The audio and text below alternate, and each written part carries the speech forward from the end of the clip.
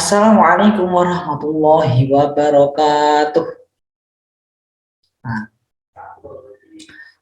salam sejahtera. Semoga anak-anakku sekalian tetap sehat dan tetap semangat dalam belajar. Nah, pada pembelajaran hari ini, pada pertemuan kali ini, kita akan belajar apa itu teks eksposisi. Apa itu teks eksposisi? Nah, tentunya kalian telah pernah mendengar apa itu teks eksposisi. Nah, kalian pada kelas 8 SMP kalian telah mempelajari teks eksposisi. Nah, pada kelas 10 ini kita akan mempelajari lagi dan memperdalam lagi apa itu teks eksposisi.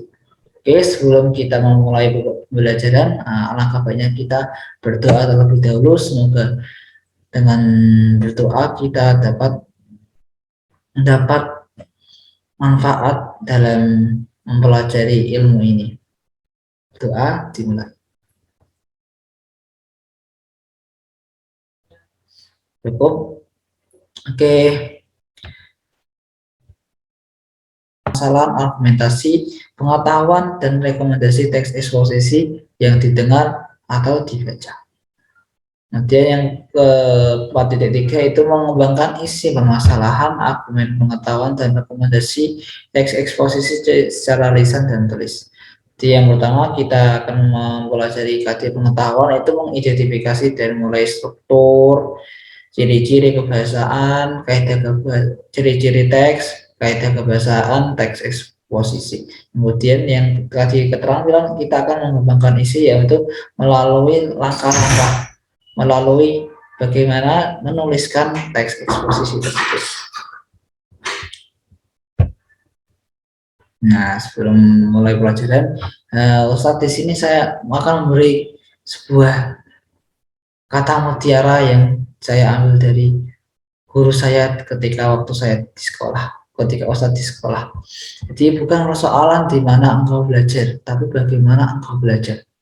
Walaupun anak-anakku sekalian di rumah melalui Zoom di sini, jadi tetaplah berproses untuk belajar.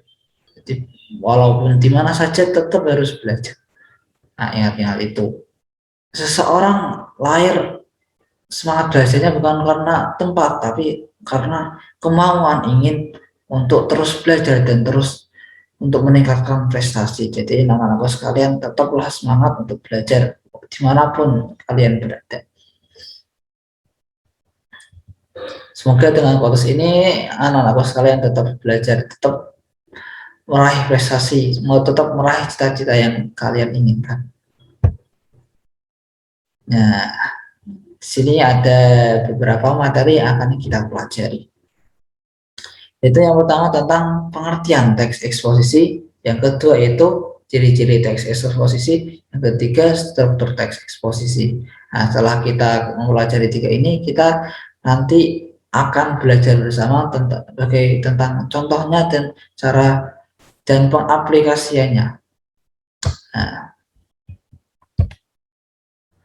Nah, yang pertama kita akan belajar pengertian teks eksposisi.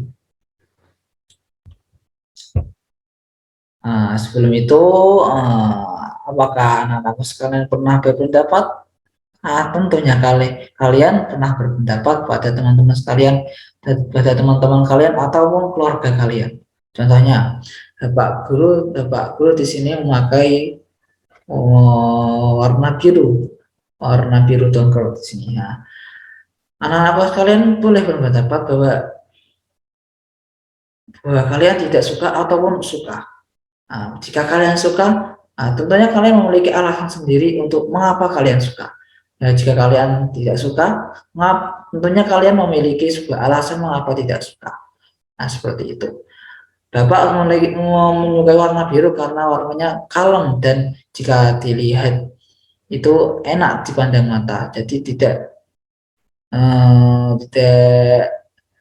jika dipakai nyaman dan dilihat orang pun juga nyaman.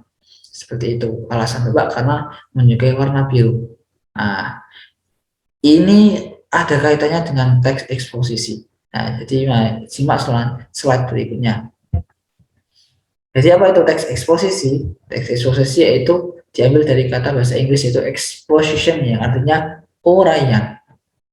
Jadi teks eksposisi adalah teks yang berisi uraian atau argu tentang pendapat atau argumen seseorang terhadap sesuatu agar pembaca mengetahui informasi yang ingin kita sampaikan. Nah, eksposisi ini tentang bagaimana kita mengemukakan pendapat melalui sebuah tulisan, melalui sebuah teks. Nah, teks di sini berisi tentang fakta-fakta sebuah argumen dari gagasan yang ingin kita sampaikan. Contohnya, Bapak suka warna biru. Nah, ini sebuah gagasan, sebuah penyampaian yang ingin Bapak sampaikan. Kemudian apa argumen Bapak warna biru? Nah, tentu ini merupakan menjadi sebuah contoh yang bisa nanti dikembangkan menjadi teks eksposisi. Sederhananya seperti itu. Semoga anak-anakku sekalian dapat memahaminya ya, pada teks eksposisi. Teks yang berisi uraian tentang pendapat agar pembaca dapat mengiyakan apa yang ingin kita tulis, apa yang kita gagaskan pada pembaca. Seperti itu kalau kurang lebihnya. Dan yang kedua, setelah kita mempelajari pengertian teks eksposisi, kita akan mempelajari ciri-ciri teks eksposisi. Tentunya semua makhluk hidup mempunyai ciri-ciri. Contohnya ciri-ciri manusia, ciri-ciri makhluk hidup itu bernafas, makan,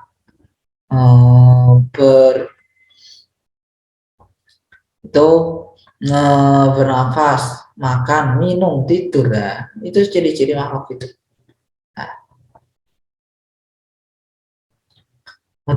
Begitu juga dengan teks eksposisi yang memiliki ciri-ciri. Apa itu ciri-cirinya? Nah, mari kita simak bersama. Ciri-ciri teks eksposisi yang pertama yaitu informatif. Informatif yaitu ini maksudnya atau saran. Nah, jadi penguatan kembali. Jadi berdasarkan contoh-contoh tersebut, nah, contoh berdasarkan yang pada paragraf pertama dan paragraf kedua, pengelolaan sampah tidak lepas dari keterlibatan warga masyarakat dan peran pemerintah. Nah, masyarakat perlu diajari cara memilah sampah. Peranan pemerintah diperlakukan dalam sosialisasi dan pembudayaan. Peran pemerintah juga diperlukan untuk menjadi pengembang kebiasaan swasta. Nah, di sini ada sebuah saran. Jika pemerintah berhasil menggandeng pihak swasta di dalam penyediaan teknologi pengelolaan sampah, biaya pengelolaan sampah dapat ditekan. Nah, jadi membaca memberikan sebuah saran kepada pemerintah agar dapat memberikan sebuah bantuan melalui teknologi pengelolaan sampah agar biayanya dapat dikurangi. Dan peran swasta juga dapat menyalurkan produk-produk dihasilkan oleh pengelolaan sampah. Nah, jadi ada gagasan ini berupa pada paragraf ketiga ini berupa saran-saran. Tentunya tidak lepas dari dua struktur tadi yaitu tesis dan argumentasi. Ya, semoga dapat dipahami ya anak-anakku. Untuk dapat memahaminya lebih dalam lagi ya silakan anak-anakku sekalian kerjakan tugas 1 dan 2 di buku pegangan yang biasanya dipakai kalian buat tugas itu di halaman 27 dan 28. Nah, silakan dikerjakan, nanti hari Senin dikumpulkan ke saya. Melalui WA boleh, atau nanti saya buatkan Google Classroom ya. Oke, di situ sampai sini. Alhamdulillah, oke, sampai sini kita cukupi dulu. Semoga apa yang kita pelajari hari ini dapat bermanfaat. Semoga apa yang pelajari hari ini dapat memberikan sebuah keberkahan. Dan tentunya semoga tetap sehat dan semangat dalam belajar. Terima kasih anak-anakku. Terima kasih. Akhirul kalam, wassalamualaikum warahmatullahi wabarakatuh.